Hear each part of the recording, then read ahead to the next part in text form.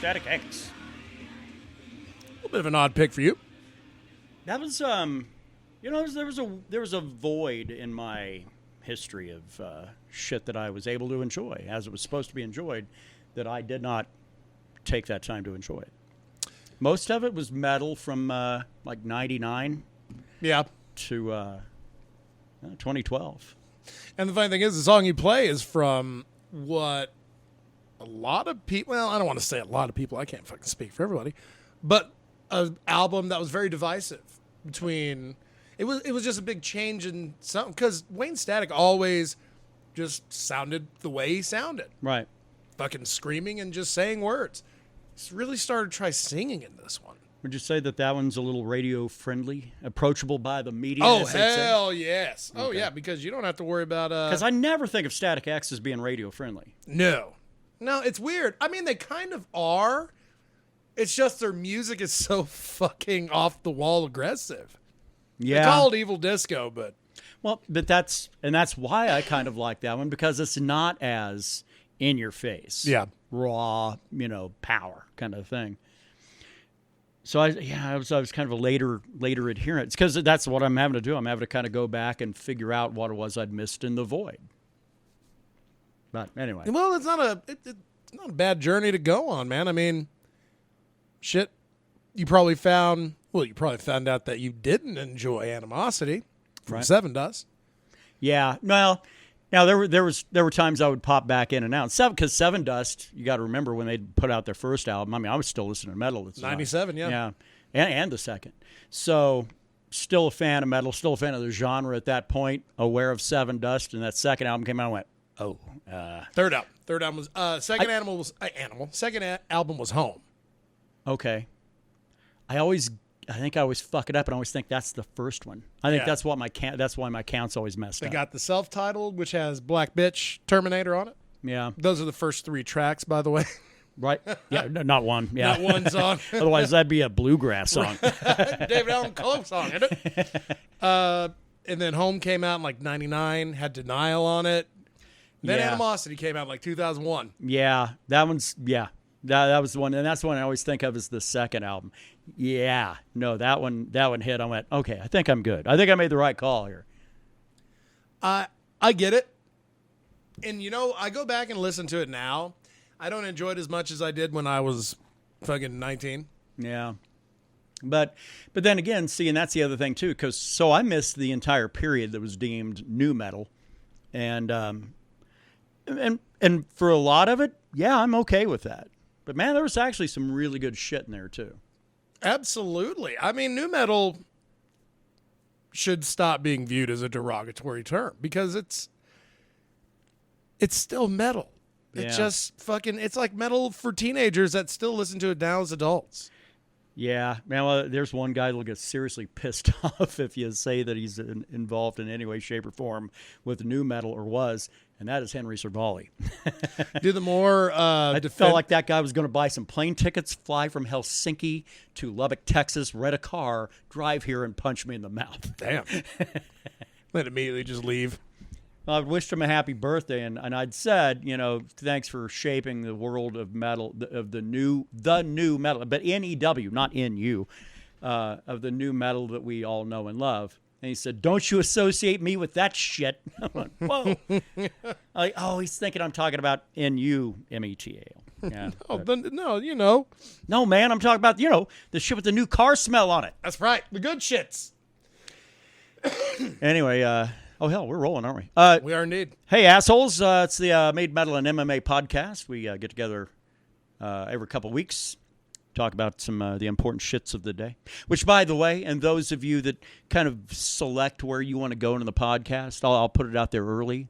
We're doing another one next week. We'll have the Triumvirate reformed, so look the fuck out. That's what I'm saying. Lock up your daughters and wives and whatnot, We've come for your daughter, Chuck. Because... old Brett T, right back here at the table. Brett B. We ain't talking... B2, I'm sorry, B2. We ain't talking about tea like B2, we drink. B2, yeah. It'll be a good time. Oh, wait, you're a fucking B2 as well. Yeah. You two assholes. Yeah, that's right. Well, they're easier fucking initials to stylize and Well, look cool. I'm going to legally change my name to Biff Bitchley, and then so I can be a B2. When I'll be fucking just cool and righteous. You can be a B2 as well. Self-righteous indignation, as it is.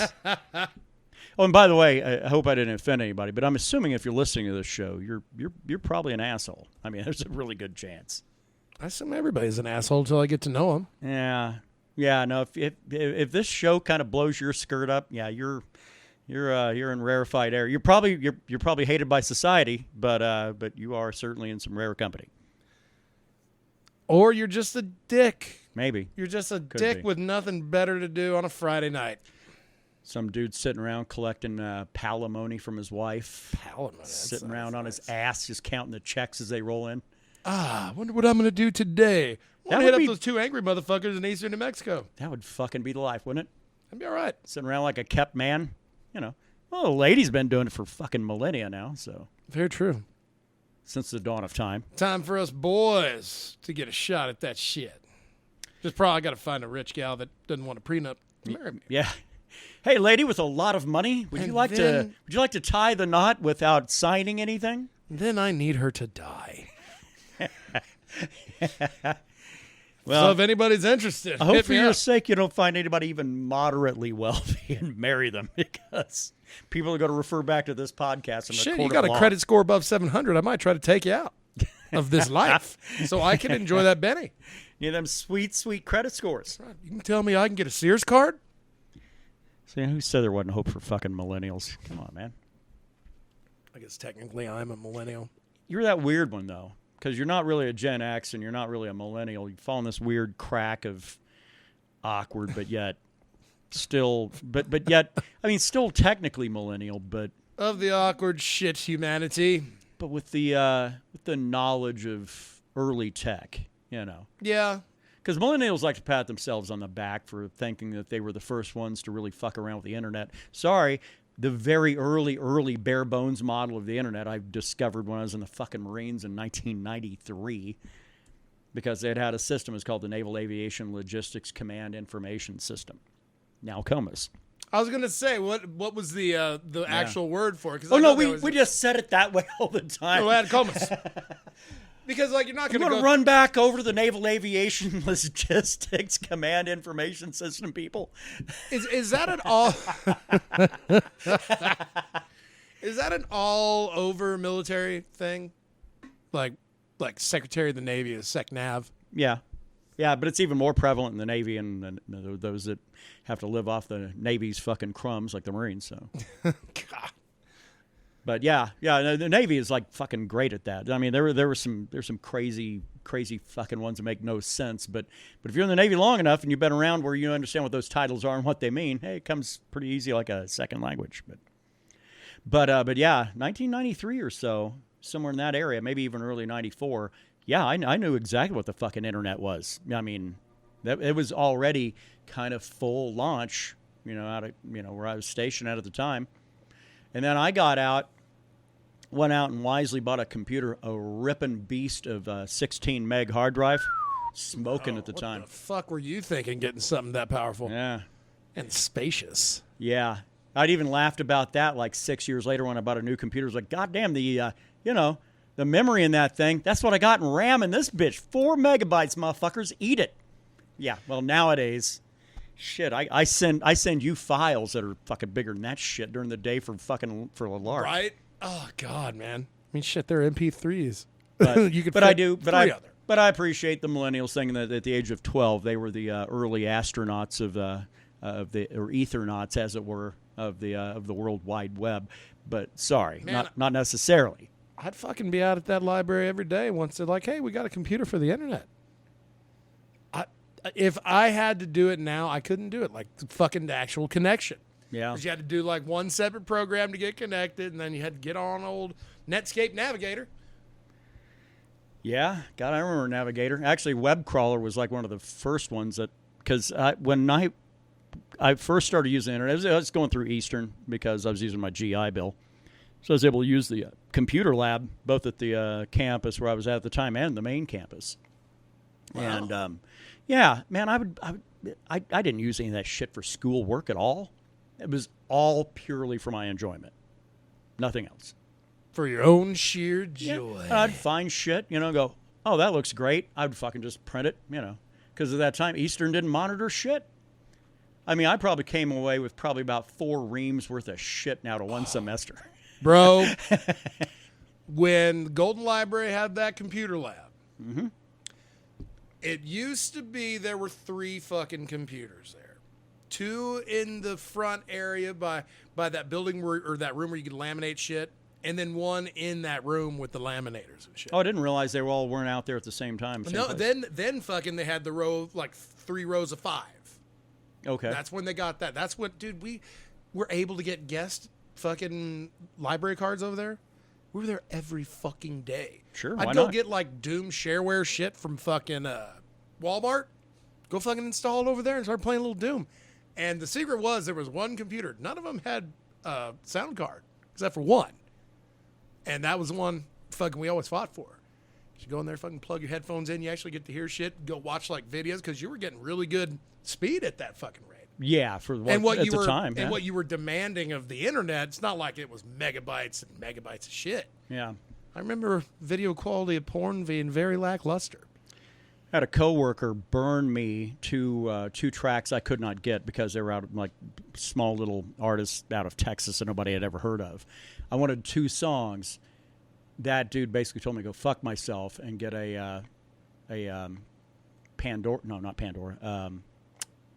Which one was the file sharing service? Napster? Yeah, Napster. There we go.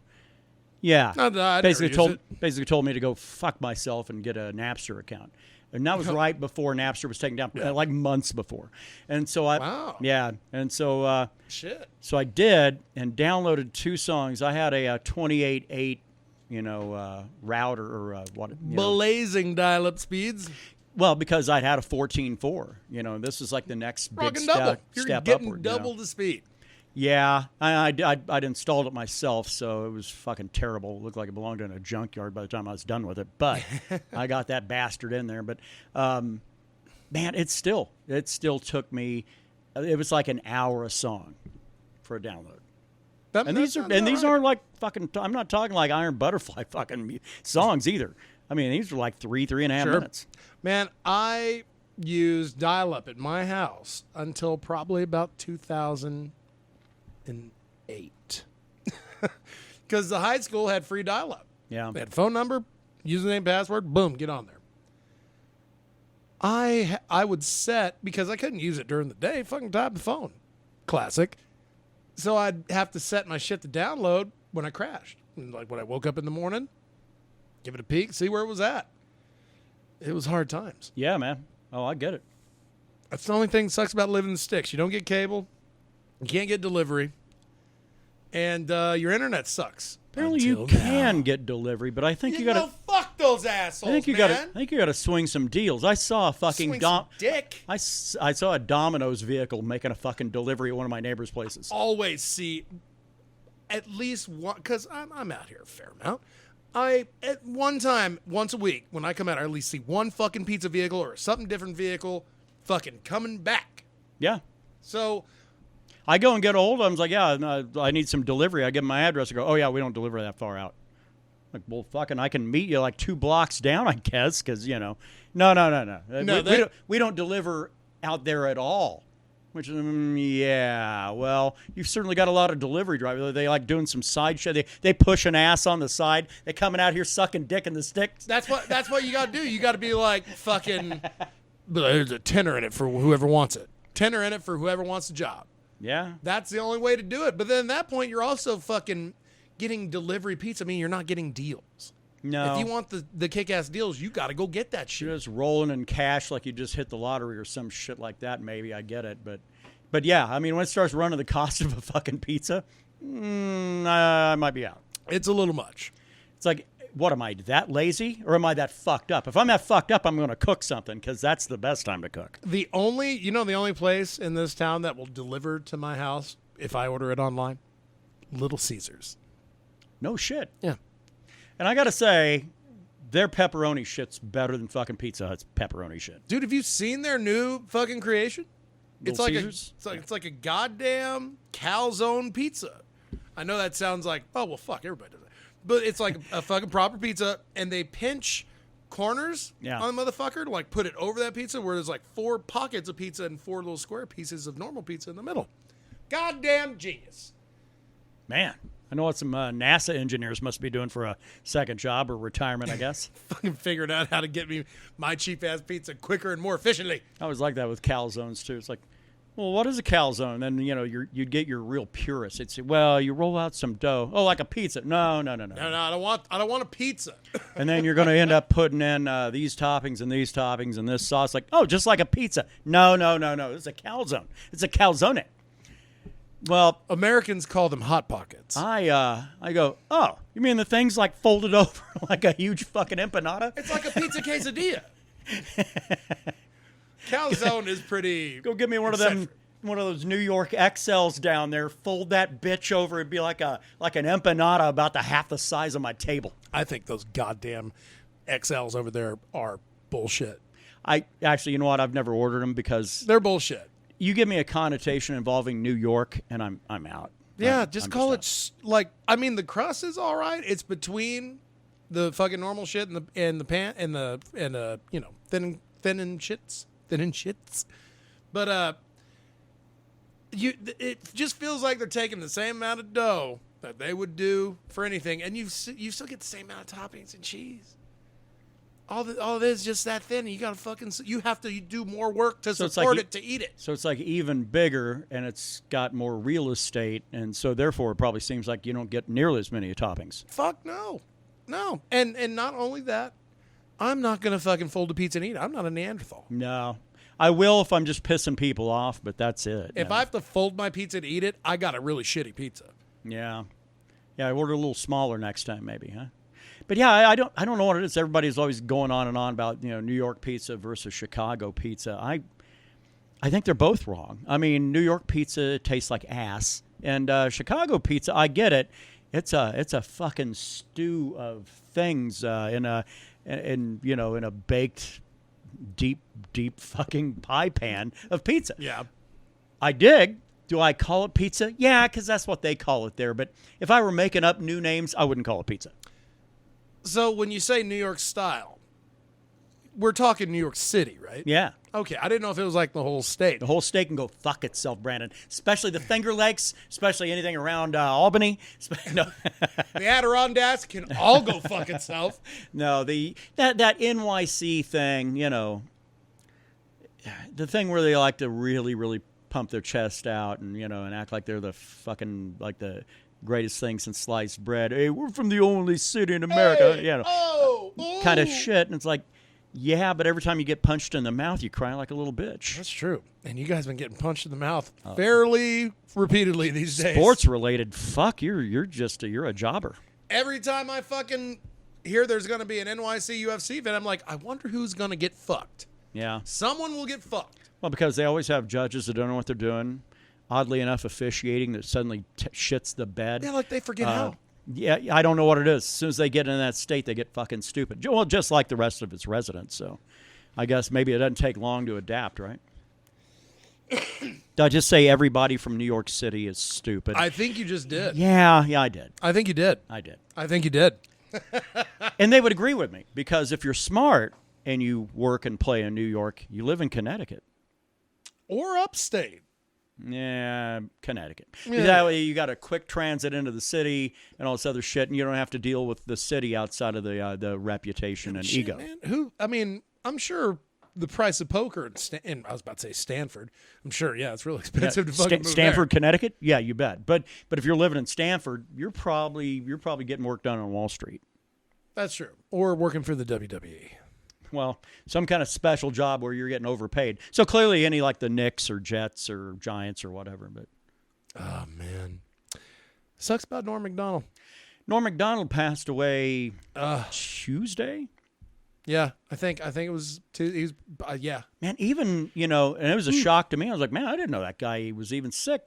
You know what? I'm not the only one. Like fucking nobody knew. Bill Burr said, he's not a guy who'd call him up and talk on the phone with him or any shit, but he said they were always friendly when they'd be out anywhere, and he would always know his name. He's like, hey, Bill, what's going on? We listened to that. Yeah, which he thought was kind of cool. Well, the thing is, though, is that Yeah, even that guy's like, man, he said, I didn't know he had cancer, and no one I know knew that he had That cancer. dude had leukemia for 10 years. Yeah. Which now I feel like an asshole because I thought, is that guy going to get fatter around the neck, or is just, because he started looking like the Michelin Man. Yeah, but he even joked about it. But that might have been treatment too, Yeah. I mean, I don't know how different the leukemia treatment is for your run-of-the-mill cancers. I don't know, but I feel a little bit like an asshole about that. Norm MacDonald would appreciate your assholeness. Yeah. Really, he'd be the only one that would. Well, and both of us have to apologize for being assholes about something else entirely. We'll get to that later. Okay. Yeah, we've got. We'll let LJ cheer him up, and then we'll apologize. Yeah. Okay. We'll do. You know what? Let's get to LJ now. I got to grab another beer and throw down a piss anyway. Hell's fart, yeah. All right. Well, let's get the lowdown on what's going down with LJ. Welcome back to the metal portion of the Mead, Metal, and MMA podcast. I am your host, LJ, and today we are going to rattle off the metal releases for this week. This is recorded on a Friday, so I actually get to hear the albums in question and review them proper. So here we go. First on this list, here we go. First off is Brainstorm with Wall of Skulls. And I went into this album blind, had no idea what I was in for. Oh my god, it sounds like Nightwish decided to do thrash metal is what it sounds like. They have this speed metal style that has a lot of power behind it. It's really groovy, and if you're into that high intensity music that sounds like something that would be used in a fight scene at the end of a movie, this is your jam. Trust me on this. You're gonna love it. Next on this list is Candlebox with their album Wolves. Hang on. I gotta interrupt you for a second. What? Who the fuck is Candlebox? Candlebox is a band that formed in the mid-90s that lost popularity around the turn of the century and then started picking back momentum whenever they, killed grunge. Oh, okay. Yeah. Anyway, they got a new album out called Wolves, and you gotta check this shit out. It's really hard rocking, and I actually gotta say, I think I'm gonna check out the rest of their library. You're welcome. Next is The Raven Age with their album Exile. Fun fact, the guitarist of this band is none other than George Harris. Guess who he's the son of? Yeah, Steve Harris from Iron Maiden, which means this guy has somewhat of an influence from them. This band actually kind of sounds like Iron Maiden a little bit if they were formed in the mid to late 2000s. Anyway, it's not bad. They don't really have any boring tracks, but just like their predecessors, Iron Maiden, they do take a little bit of time to build up, and they are very thematic in their music. I actually saw them live whenever I went to go see Iron Maiden. They opened for them in 2019. Badass band. So yeah, check them out. While we're on the subject of Iron Maiden, before I say any other releases, I wanted to kind of give my thoughts on the Senjutsu album by Iron Maiden. I was supposed to review it when it came out, but that review dropped a day before the album came out, and I had only access to 2 songs, Stratago and The Writing on the Wall, which, by the way, I have to say, The Writing on the Wall, well played, Iron Maiden. That's probably the most different sounding track on the album. I've got a few favorites. Me and my wife actually did a review on my podcast for the KBX band channel. And yeah, it does have a lot of thematic buildup. There are a lot of really good cuts on here, but there's a huge amount of waiting for them to come out. But the payoff is super worth it if you got the patience. So overall, what does Senjutsu fit in? I'd have to say maybe my top 5. Yeah, definitely. Currently in my top 4 above it would be, starting from number 1, you got Power Slave, Seventh Son of a Seventh Son, Dance of Death, and The Number of the Beast. So there you go. Senjutsu! Honestly, I think it's kind of difficult to choose a quote-unquote favorite Iron Maiden album of all time, because it's, with Iron Maiden, you kind of get more than what you ask for, but at the same time, you know what to expect from these guys. They do surprise you every once in a while, but they're very conscious about, narrative whiplash in terms of their listening, what you guys are going to hear. So this new album was a breath of fresh air and some of the old at the exact same time. It wasn't repetitive or redundant. It was actually pretty good. So I give them credit for this new album. Well played, Maiden. Well played. I was not disappointed. Next up, Alien Weaponry with their album Tangaroa. Ha, you fuckers thought I was going to go in alphabetical order, huh? What kind of predictable fuck do you think I am? I'm here to surprise you. And by God, surprise me, these guys did. I gotta say, there's one lesson these bands can teach us. If you're going to name your album after a song or vice versa, and then turn it into a music video, If it's good enough to be a single, it better be damn good to hold up the entire album. So, I went ahead and checked out the music video for the self-titled track, Tangaroa. Dude, it's played entirely underwater. I mean, the drum set's like kind of floating and shit out of the way, but like the singer's singing underwater, and it's pretty funny to see him, and realize that it's recorded in the studio, and I'm an idiot. Anyway, yeah, check it out. Tangaroa by Alien Weaponry. These guys actually kick ass, and I like unique riffs, and this is one of those albums with really badass riffs. And that's all I've got for this week. Real quick, though, we got some re-releases. Namely, we've got Arcturus Stars in Oblivion, the complete works, 1991 to 2002. Well, that's not very long, but maybe it is. Let's see, we've also got Ozzy Osbourne, No More Tears re-release. Then we've got Hexen, State of Insurgency re-release. And let's see if there are any others. Yes, Drowning Pool has Sinner, the vinyl re-release. Ain't that cool? I think that's pretty awesome. And finally, for the hell of it, Charlotte Wessel's Tales from 6 Feet Under. All right, there you go. That's the metal update for this week. Hopefully this recording doesn't sound like shit because I'm still having technical difficulties, but I was like, fuck it. It's Friday. Time to get energized, powering off of straight up energy from the universe, plus BCP and Coke. That's it. Take it back to the meat hall. I'll see you guys next time. See ya, fuckers. See, I called you guys assholes while ago, not fuckers. See, that's what you get with LJ. Yeah, we're nice. He's although not. that is why he does have all the energy of the universe. So He did say he was on Coke and PCP. he did say he was on. Man, and this would have been a great show. I didn't even think about it until just now. This would have been a great one to had LJ here. Yeah. Because we have kind of a little bit of a mind-blowing take on something that we both dropped trow and shit a log upon. More than once. Starting like a month and a half ago, 2 months ago, and as recently as just a few weeks ago. And the way we talked about it here, imagine how we talked about it privately. Yeah. We weren't kind. The Blacklist. I'm pulling up the Blacklist track list. The Blacklist track list. Hey-oo. Now, there are certainly enough asterisks to put in here. A lot of addendums of like, yes. Is it awesome? Yes, but. Oh, no, there is an explanation for why we feel the way we feel about this. Yeah. Do you have the track list up? Yeah. It's fucking pretty extensive, so. 53. But now here's the thing. I feel like we need to point this out before we delve in. of how we listen to it? Yeah. Yeah, methodology is important. And this is the way that we kept from wanting to bust a beer bottle and drag it across and open up our veins and bleed out. Because there were times where it's like, fuck, this is the third time I've heard the song in a row. Because there are some that weren't super different. Well, and they are. They're stacked by where that track appeared on the Black album is where it appears on the Blacklist. And some of these have got, like, there's one that's got what, fucking like 16 covers or something like that? 17? Let's see. There are 4, 5, 6, 7, 8. There are 10, Unforgiven? 12 covers of Nothing Else Matters. Nothing else. Oh, Nothing Else Matters is one, yeah. Almost 20% of this album is that song. Yeah, so don't say we didn't warn you. But in order to preserve sanity, if you're going to listen to the Blacklist, do it this way, is keep feeding it through by the track listing of the original record. So start with a cover. So there are, as we know, there are a shit ton of, Nothing Else Matters and any of the ballads on there. I mean, are going to get, Unforgiven's going to have probably a fair number.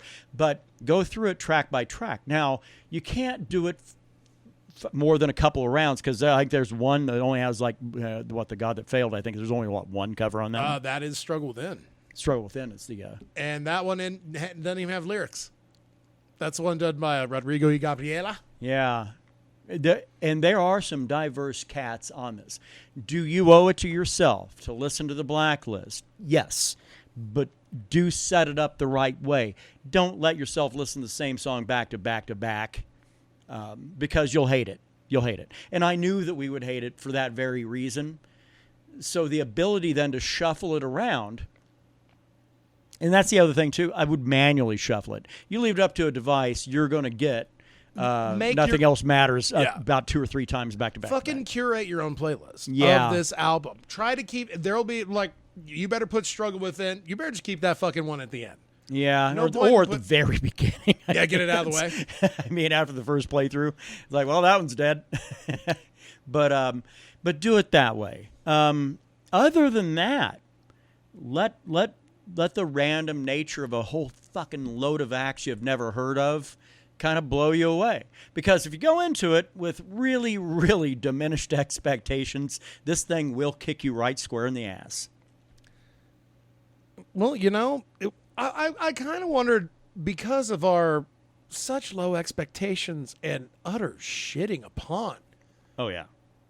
is that why it kicked us in the balls so hard with Joy? It could. Now, that's the other thing, too. I would also, the other part of this I would add, temper your expectations. If you're thinking, oh, if those cunts like this, shit, it's going to be great. Yeah. It'll be, at a minimum, very good. Great might be a problem. But now I think if you're in a certain frame of mind, at a certain time of evening, as one has on a weekend evening, That's right. and I think you know what I'm throwing out there. I think if you're in that state of mind and you're listening to a bunch of weird shit on people covering songs that you like, it's kind of an interesting journey. It's an interesting journey. But here's the thing. Here's why I think hardcore Metallica fans are going to have a real issue with this. Every Metallica tribute out, because that's what this is. This is a Metallica tribute album. absolutely. The biggest one ever. Sure. Curated by the band itself. There have been great tribute to Metallica albums in the past that have had like Scott Ian of Anthrax on it. Lemmy does a cover of Enter Sandman with I think Scott Ian and 2 other people. Don't go in thinking that, because these aren't covers. No. Most of them are not covers. These are interpretations. I was holding my breath on the Miley Cyrus one. I was hoping she wouldn't fuck the dog on this. Yeah, she actually did okay. She did fine. I mean, I talk shit, but she did fine. Yeah, she did fine. Yeah, I mean, and she was like matched with like Elton John and shit, I think, too. Yeah, And, which funny story. Fucking, I guess Metallica and Miley Cyrus popped up on Howard Stern. Oh, wow. Do a couple to do Nothing Else Matters, and that's right. Yeah. and then Metallica did a track, and they were talking to him, and fucking Elton John comes up on a Zoom call, and basically just comes out and says like Nothing Else Matters is like one of the greatest songs ever written, and Hetfield cries, Yeah. not uncontrollably, but just like Weeping. because Because he's had that Elton dick before then. and he doesn't have alcohol to like block. It's like You got to that booze. That booze is it's like a barrier. It's like the fat around your liver, helping you preserve all them nutrients from your right. Budweisers. It's gonna be fucking delicious when Hope I'm dead. Anheuser-Busch sends me some money. That's right. That's fucking right. So, what was your favorite? Mine actually, it sounds so cliche, but hear me out. Is Unforgiven. I don't think that's cliche. I think it is. It's one of the 2 ballads on there. Yeah, but that one's got balls. Yeah. Unforgiven has that is the best solo on that album. That is Kirk Hammett's best fucking solo. I'll give you that. On that album, yeah. I'd put it right behind One. I would fucking. I mean, Probably. I have never thought about making a list of Kirk Hammett's best guitar solos. Maybe that's some homework for next week. Or next week. Yeah, if we do that, we'll have to do Hetfield too, because that motherfucker shreds as well. Yeah. Although, not next week. We have the Triumvirate. We'll have Brett here. So, one after that, though. 2 weeks after that. But so. I'll already tell you what my number 1 is. Spoiler, it's going to be Unforgiven. That, I think, is his, encases everything he is. Yeah. Then, now, and probably till the end of time. That's a solid pick. I mean, my number 1's going to be One, but I'd kind of like I'm the just layout. talking off the Black Album. Okay. On of all time, that's going to be up there. Top 5 for sure. Top 5. Unforgiven. Yeah, the Unforgiven solo.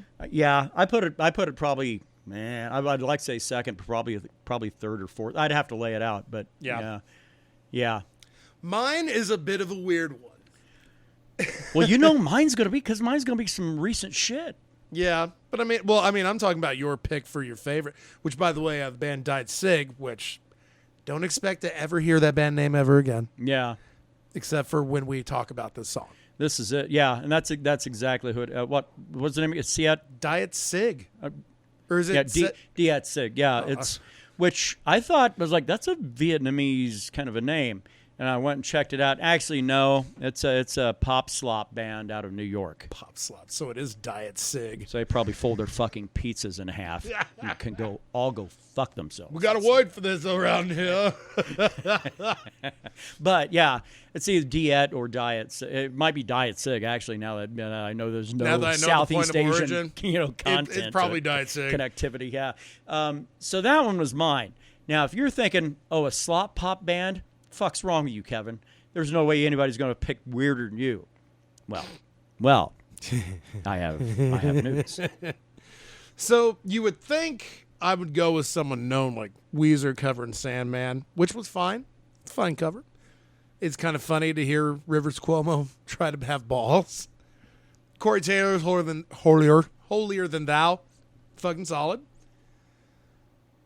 The Who, Through the Never, that was great, but Wherever I May Roam by the almighty John Party.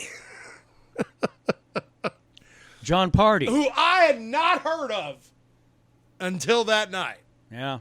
When we jammed fucking 85% of this album. And I know what you're thinking. You're thinking, wait a minute. This has got to be some cat with the same name as the country guy. No, it's spelled like P-E-R-D-I. It's the country guy. But it is that country guy. I mean, when I heard it, I was like, okay, this is a country cover. Which I had heard the Stapleton one. I'm like, that's fine. The Stapleton one, I was a little disappointed with that one. It was fine. That was the thing. He fucking covered Nothing Else Matters. That is a chip shot, sir. Yeah. We could cover it right now if we wanted to. I think we have usually, yeah. And he fucking did it like, you know how people do the fucking national anthem and they just go fucking make insane it their own with it? And shit, yeah. That's what he did with that song, and that's what it's about. Okay, so why do you like John Party's version of that? I've heard things from a certain genre that I never thought I'd hear. I'll be honest about this. I don't want to try to fucking bullshit. I really appreciate that this country band who, when we were talking about it, you had mentioned like, well, a lot of these are rock musicians. They're just like kind of waiting for that rock chance. Yeah. Found the country door open instead and like, yeah, shit, yeah, I'll take some money. Yeah. But they just they killed it. Yeah. I blast beats with fucking violin and weird steel guitar. Yeah, the steel guitar works when the song slows down. Yeah, his country fucking hick accent. His country ass. His what do they call him? Fucking Louisiana, the coon ass. Coon ass. There you go. Is fine. Like I figured that would be the thing that would just make it unlistenable for me. It's fine. Because he also does really try to put some balls into his vocals without deviating too far from, what brought him to the dance to begin with. And, of course, fucking blast beats in what sounds like a country song. Fucking blast beats. You ever seen this motherfucker before? God damn, he looks very unhappy to see me. That's what's weird. Like, what, did I fart? He looks like I just farted. He's a fat, pasty cowboy hat wearing angry man. I'm kind of glad he looks that way. Be a little pissed off if he looked like he's like having a good old time, right? I feel like we can invite him out for a beer. Your anger precedes you, sir. Of course you can hang out. It suits you. So, yeah. But yeah, and there were, shit. The Darius Rucker one was a bit of a disappointment. Everything that guy does outside of Hootie and the Blowfish is a bit of a disappointment. Did that one cover of Copperhead Road? No, fucking that Wagon My Wheel. Maserati or whatever. Oh. Well, he did a cover of Wagon Wheel. That was an Old Crow Medicine Show song. That's a song. And bluegrass people got very pissed off. I think partially because a black guy is doing their song. But I think the other side of it is because he did it out of 4/4, and it's not out of 4/4, and they got fucking immediately angry about that. So I think there's a couple things going on there. That ain't none of it good. No. Volbeat's cover. Not as terrible as I thought it was going to be. You know what? It is the least worst Volbeat song I'd ever heard. There you go. And from a man that hates that band. That'd That'd be like me talking some good shit about Winter Sun, but Well, that's a whole different level. That's a band you used to love. Yeah. And you as well, but yeah, that's that's why that one doesn't count because we both took that shot in the nuts. They after broke time our one. fucking hearts. Yeah, they broke our hearts. They took our hearts and they broke it. They quit the band, man. They fucking quit the band. I was called a musical parrot at work today. That's about right. Yeah, because someone was listening to the song and I just heard a lyric and I just started doing it, just like the guy. It was like a rap song, something.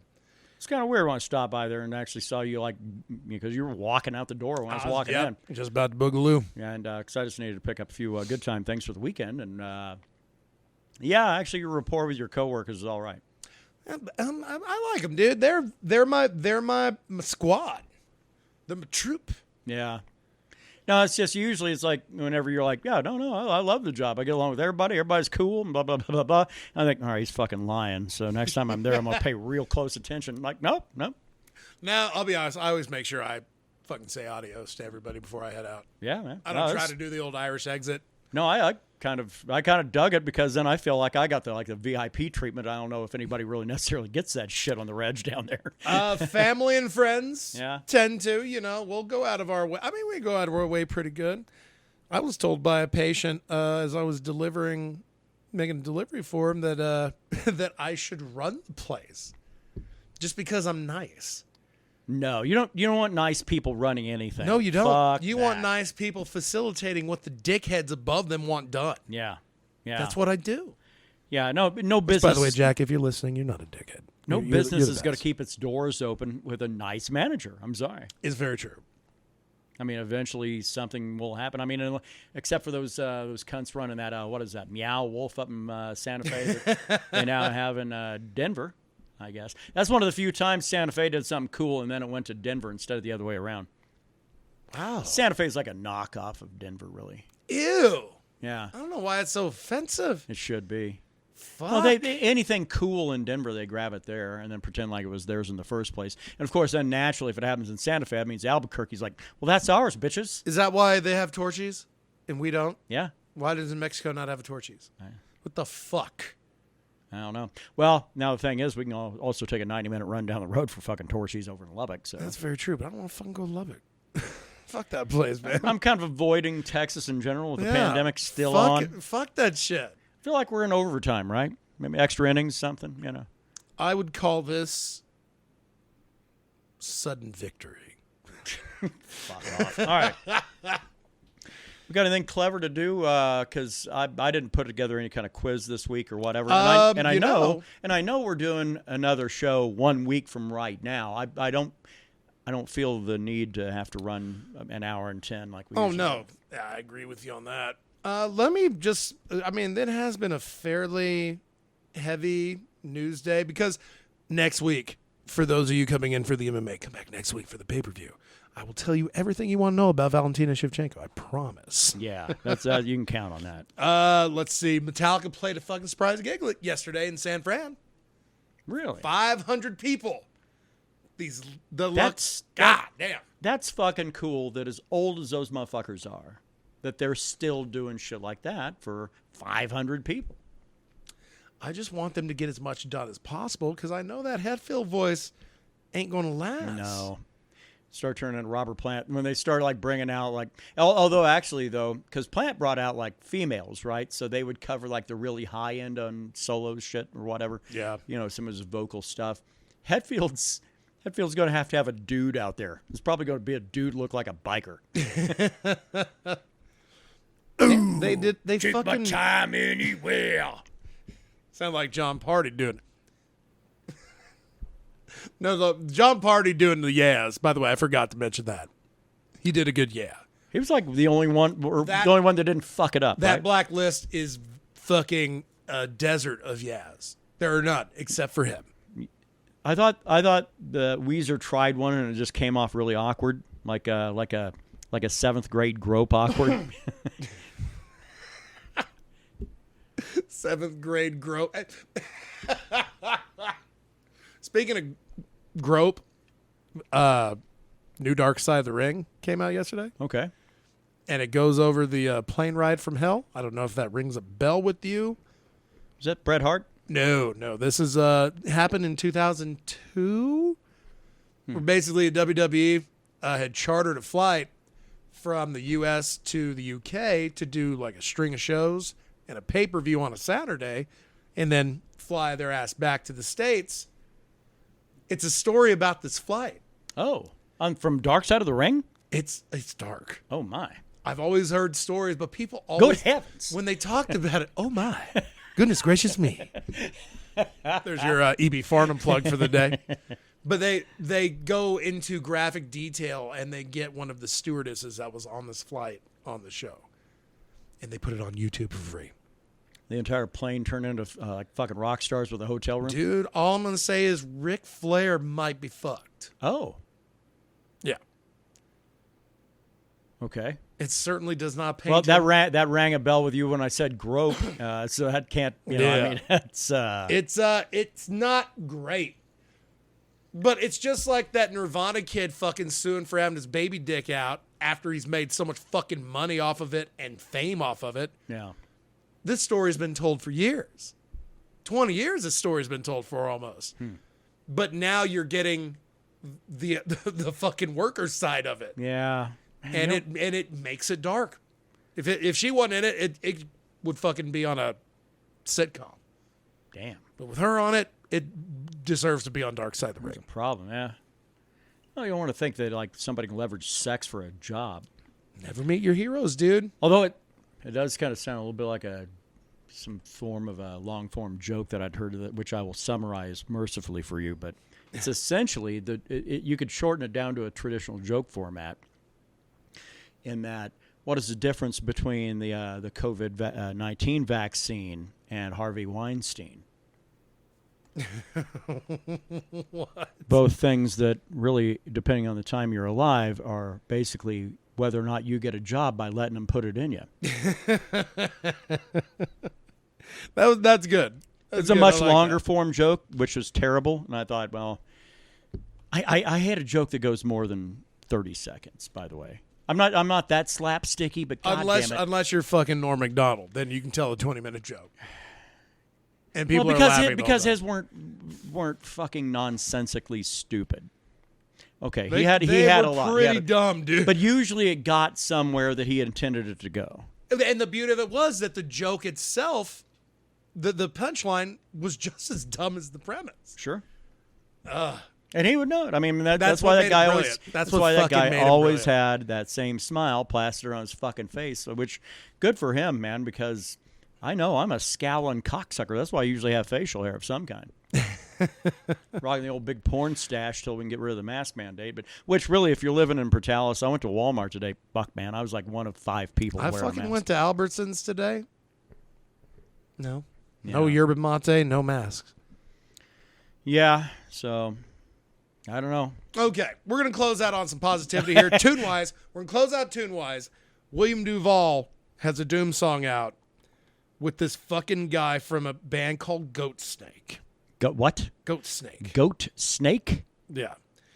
Not Goat Stank. It's a project called The Lord. It's not religious. Yeah. Songs. It sounds like it's of a religion, but not a good one. Isn't it like We Who Walk in Light or something We like Who that? Walk in Light. There it is. Yeah. Yeah. So Great stuff. You don't really get any Duvall till about 3 minutes in. Right. But man, when he shows up, the build that it gets there, and then he comes in, it's a song of build. It is. It really is. Fucking Jerry Cantrell put out the title track of his new album coming out in October, Brighton. And we already know that album's going to be a fucking banger. Right Amazing. And what we also know is that Mastodon fucking has a double album coming out in October. Pushing the Tides. I can't stop listening to this shit. there. Yeah. All right. Let's, like a little bit let's of get rapid the fire. big run through what we're drinking this week. Same thing we drink every weekend, Pinky. Indeed, Budweiser is the one, and Anheuser-Busch. If you need to get your people with our people, we'll let you know. Yeah. I mean, so I work at a weed store. I can help you out. We'll make it happen, Captain. And then let's see. What are you listening to this week? I'm gonna go through and curate my own Blacklist playlist. I'm gonna go through and play the 2 picks that we had and make sure I just wasn't fucked up last week when we did that. So. Well, you better hurry. We're kind of getting there again. Well, that's true. Be like, fuck that. This is amazing. Not only is it great, it's better than great. Let's see. Fights. There are fights on tomorrow. Yeah. But I don't know if I'm going to be watching them. No. I know Anthony Smith is in the main event. Yeah. That just... I always take Lionheart, unless he's fighting John Jones. But I prefer him behind a desk. I hate to say that, but he's great at it. That guy is an amazing gatekeeper at about 5 or 6. Yeah. But next week, though, we'll have some shit to discuss. We have some shits. Anyway, The Lord and William Duvall. Just type it into your shit. And We Who Walk in Light, that's what it is. And we'll catch up with you guys again next week. There's William. There he is. It's William. See you later, sluts.